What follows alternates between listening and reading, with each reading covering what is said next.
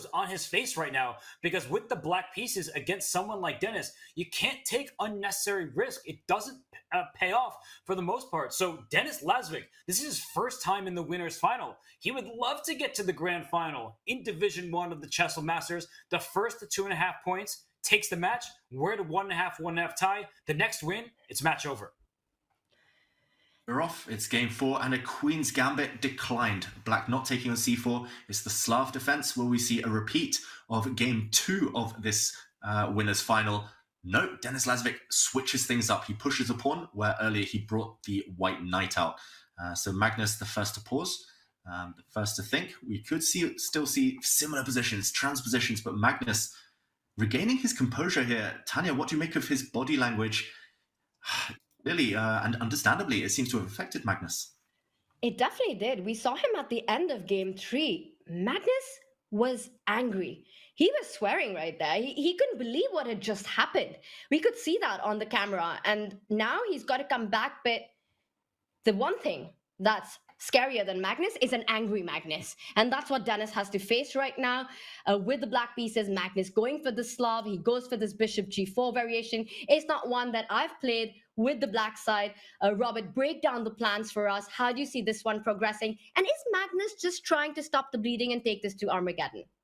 Magnus is taking the solid approach, because as we look at the pawn triangle in the center, black has all of these pawns on light squares. Only white has a light square bishop. So for Magnus Carlsen, you typically prefer to play with the pair of bishops as a high-level player, but he's saying that I've shut down open diagonals. Even pawn trades won't give it the full length of the board that it would like to use to its advantage. So I think Magnus, he just wants to play quickly. He wants to play solidly. But David, I mean, look at his face. He is still bothered about what's just happened. Understandably, as we said, Magnus, he's the number one. He's the GOAT for a reason. And he's not used to being in situations like this where a young pretender, a young rascal comes along and kind of knocks him and kind of threatens to kick him off his perch. But yeah, he needs to recover, Magnus. And I think he's doing the right thing. I like Black's opening choice here. I like the fact that Magnus has gone for this really renowned, solid variation. Because ultimately, Dennis doesn't want to take too much risks either. Yes, he's riding a high. Yes, he just beat Magnus. But it's not his style, Dennis, to kind of set the pace, to be the one pushing and kind of taking risks. So Magnus, he's saying, okay, if you want to win, come at me. I'm happy to just recover. And as you mentioned, Robert, rock solid from Black. The pawn formation, the skeleton of Black's position, no real issues here yet, at least. Let's have a reputation, I've played this myself, of being slightly passive for Black. Again, White has the bishop pair, a factor we talk about long term. But ultimately, yeah, this game, I think it could have gone worse for Magnus if he'd kind of been too emotional and wanted to strike back immediately. So he's just trying to, now with this trade of pawns, break open the center. I'm expecting pawn to e5 now. And he's trying to neutralize Dennis, try and get out of this game. And I don't think either of us would complain, right, Tanya, if we saw an Armageddon? Absolutely. I think if this match goes down to the wire, if any match deserves to go down to the wire, it is this one. And it's going to be a spicy Armageddon. Speaking about who wants to push, well, Dennis isn't going to be a pushover in the Armageddon. He's taken down Anish Giri. He's taken down Maxime Vachier-Lagrave in the Chessable Masters in the Armageddon. He's going to be taking a lot of confidence from that. The e5 break that you were alluding to in the current position, I think that's definitely on Magnus's radar. He's just preparing it a little bit. First falls back with that bishop. White can start pushing his own central pawns, try to take that space with e4, which I think will be met by your move e5, David. It's on the board, and at least e4 is, with a big threat. White wants to play e5, so surely Black has to stop it here. That would be a fork, a double attack if White steps forward one more square, and there we go. Magnus does indeed block. And now, okay, Dennis advances, locking the center, sometimes not favorable if you have the bishop pair, but here it's all about control of the light squares. Magnus doesn't want to allow White to sit with a protected pass pawn forever, but if he ever trades on the d5 square, White's light square bishop will gain in power. Robert, I like Dennis's last couple of moves. He's showing ambition here. It looks nice for White. This bishop on c4 is a much better piece than it was a few turns ago, because that pawn triangle, all in light squares, blocking its diagonals, that's no more. And it will open up towards the Black King at some point. But look at Magnus. He says, all right, I concede that your bishop will be strong, but how about my bishop on c5? How about some of the control that my knights will get? This knight can wrap around to b6 at some moment. So both players, they need to figure out what the optimal squares are for their pieces. And it's actually not that easy. One big decision is, should white take on c6 to isolate both of black's queenside pawns? But isolated pawns, open files. An open b file could be useful for black, and that's why Dennis, he keeps the status quo and he maintains a slight pull. I think this one is very likely heading to that Armageddon that we're looking at, with that last trade and a queen trade being offered to Magnus. You've been talking about body language, looking at him. David, I think this game for him is about calming down and just knowing that, with the black pieces, doesn't want to lose control of anything, and we take this fight there. But now the big question is, do you trade queens, especially against Magnus here? Normally, I would say no. Don't do it against the best endgame player of all time, the endgame maestro himself. But here you do gain a bit of time, potentially. He drops back, though, Dennis Lazavik, fearing those words maybe echoing in his ears. Don't trade queens against Magnus. But now, at least, the structure changes. And Dennis, I was going to say, is he going to take back with a pawn? Maybe the most ambitious move, but be saddled with an isolated pawn of his own? Or does he play it safe? Does he take back on this square with a piece, the bishop, the knight? Spoiled for choice here. And at least on the camera, visibly, Magnus seems to have calmed down. Robert, what do you make, of this knight capture from Dennis? I thought we might get this continuation because the risk associated with isolating your own pawn, sure, you would have had a pass pawn. I don't think that's Dennis's style. I don't think he wanted any part of that. And this looks very level. And this move, queen back to e7, it's so that when or if black takes on d5 and the rook takes back, the queen isn't hit. So it's a bit of a prophylactic move. It's a defensive move. And I actually think that if Dennis isn't careful, knights can outclass bishops because this bishop is on its optimal square. But later down the line, if you can envision a knight somewhere out on an important dark square, maybe f4, maybe d4. It's a long ways away, so I don't think it's going to happen. But knights can be very jumpy, tricky pieces. So Dennis just can't assume it's going to be a draw. Magnus, he typically plays on if there's any life left. Magnus doesn't look too lively right now, though, too energetic. I think if he wants to get this game towards safety, there we go. He'll happily trade off all the rooks. And Robert, that dynamic you mentioned, queen and knight versus queen and bishop, yeah, maybe some chances long term. So Dennis shouldn't relax too early, never relax against the top players, of course. But ultimately, Tanya, I think your prediction, draw and Armageddon, looks by far the most likely outcome right now. And you mentioned queen and knight versus queen and bishop. It gives chances to the side with the knight because they can get tricky. But if even the queens come off, if it's just a pure bishop versus knight endgame with pawns on both flanks, it's actually white with the bishop, a long-range piece that can start pushing a little bit. The king can come out. The bishop can be on d5, controlling more of the board. So it's really about who manages to get the ideal trades in. But I think both players are making quick moves, quick improving moves, and we are going to see either the queens come off or the rooks come off. But I highly doubt that this will head to a pure bishop versus knight, because in that case, Dennis will be the one who will be pushing. Yeah, that would not be good to get bishop versus knight. I think that with the knight where it currently sits, it covers many key squares. And don't be surprised when Magnus throws his h-pawn forward.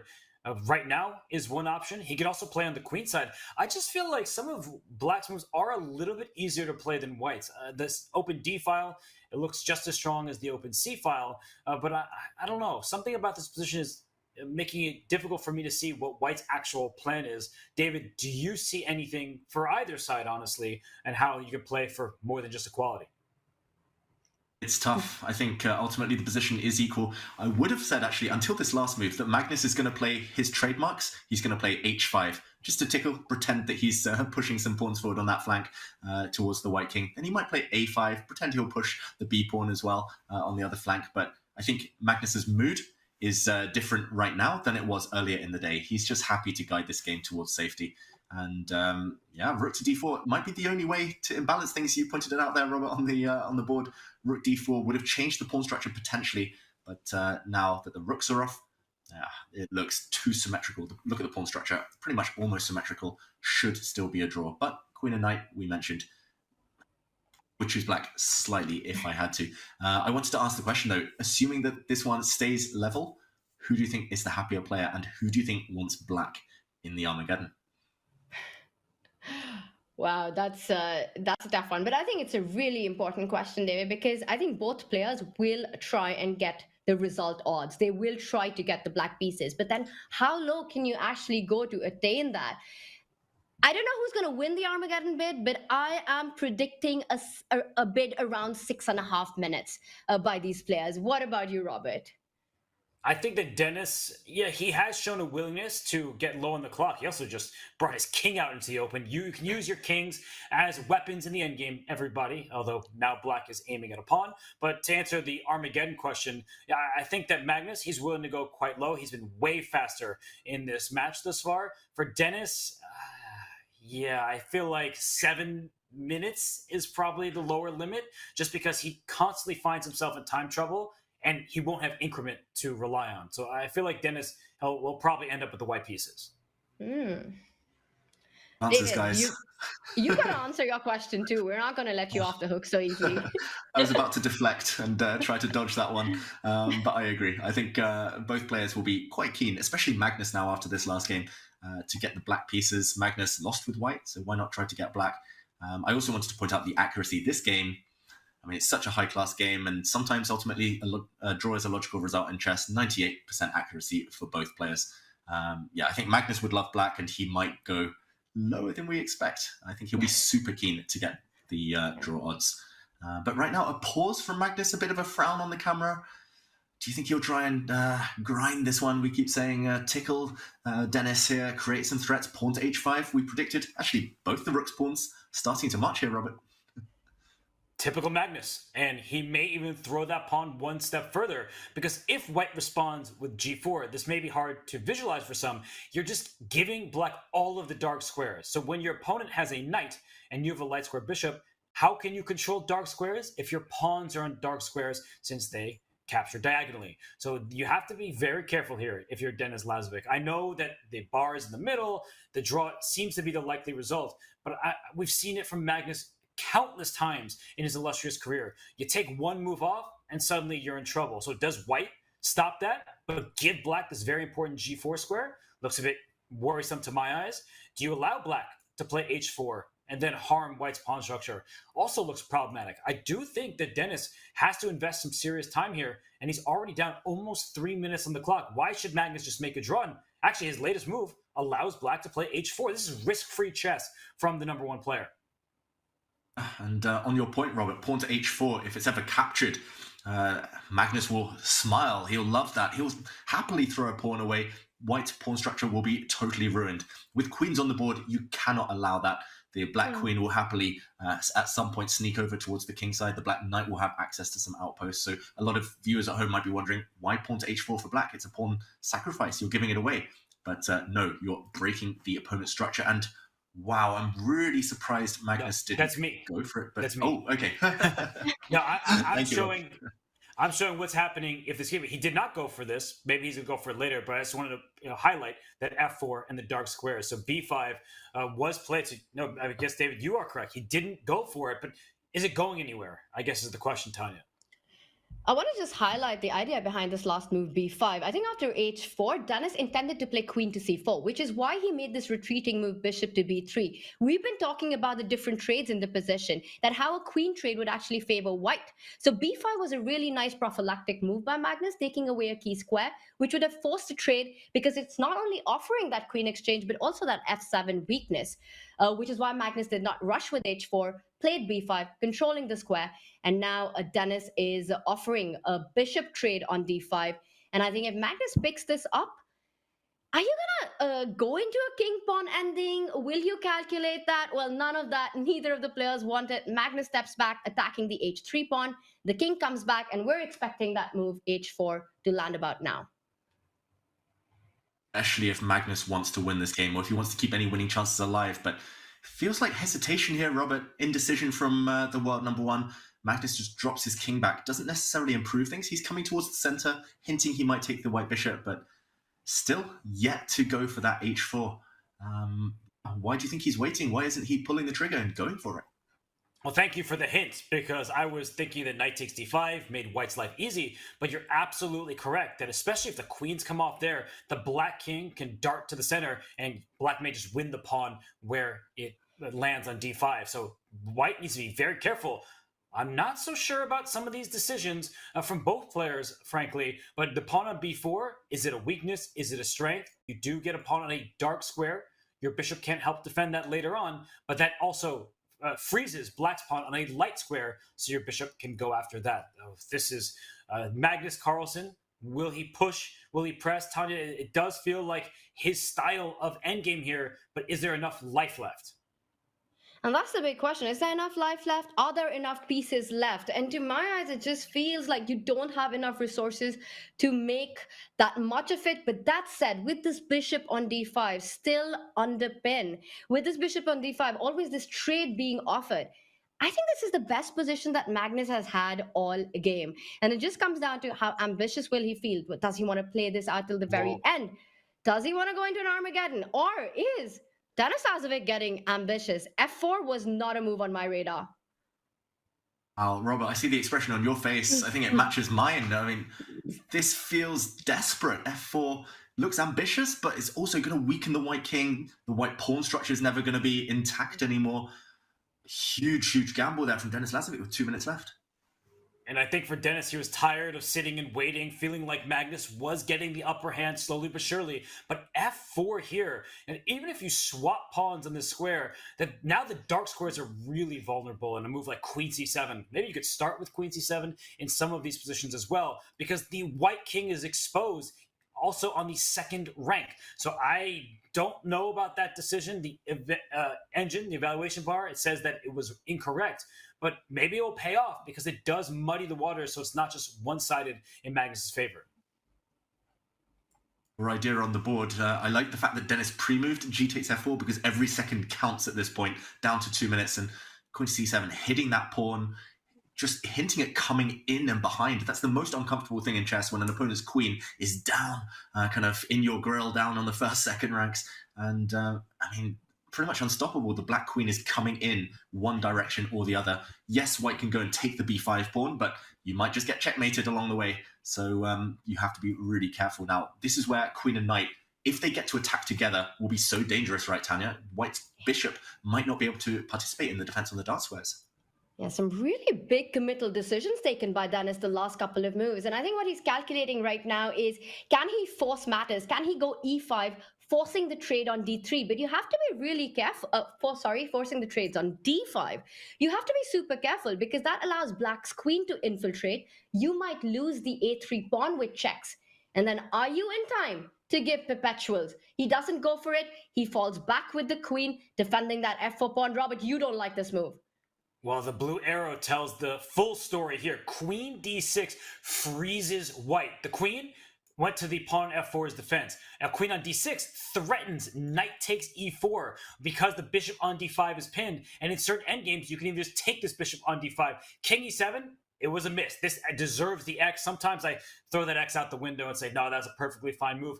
Queen d6, not easy to play because using a pin but walking into potential forks and things of that nature are not easy. But I do feel like Dennis is in trouble here. I don't really care what the engine says. It's the positioning of the white king. It's that the white pieces feel a bit clumsy. He needs to do something fast. Otherwise, he's just going to lose. He's also down now to just 53, 52 seconds. We saw the first clue as well that Dennis is getting nervous on the camera. I'm just watching him there. There was a slight, almost imperceptible shake of the head, suddenly scratching his head as well. He's realizing, oh, there's no natural moves and 40 seconds left. Again, the clock is ticking. Magnus exerting the upper hand yet again on the clock. And Tanya, you mentioned it. When you're low on time, it's natural. You want to force the issue. And he's going for it now. He's trying to force the trade of knight for bishop.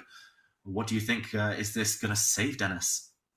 Well, the eval bar helps us. Turns out that it is a right moment and the right decision. The big question to me at that moment was that if black was to capture on d5, give checks with the queen. When black wins that a3 pawn, that side pawn that white has, can Black's king be under danger? Are there enough checks? Is there a perpetual? But I think with Magnus's king now placed on e7, these lines work out for Dennis. He's just going to capture the d5 pawn. Magnus, if he comes in with the queen, starts getting greedy. I think there's a perpetual against the e7 king here. There's just one thing that Dennis needs to be alert about. If he brings his king to the third rank, there could be a sneaky check on b3 trying to create a passed pawn. So Dennis, he has a drawing mechanism of his own. The black king is actually in a bad position because once the black queen leaves, queen d6 to b8 and back to d6, you put it on a yo-yo string, it's going to deliver a draw. But Magnus, he pose a really challenging question to Dennis now. Can you trade queens? Because that could be a losing king and pawn in a game, and Dennis has 30 seconds to figure it out. Wow, what a tough decision now, Dennis. He has to risk... Either he has to trust Magnus and dodge the queen trade, or he has to risk a king and pawn endgame, queen to c5 check instead. I think a wise decision. If in doubt, take the safer option. King and pawn endgames are pure calculation. It's move by move. You're either winning or losing or drawing, like nothing in between. You can't just wing it.